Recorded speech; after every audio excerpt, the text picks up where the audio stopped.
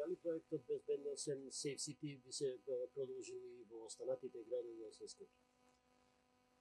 Во овој момент имаме Скопје, Куманово и Тетово. Во тек е процес за надградба на целиот овој систем.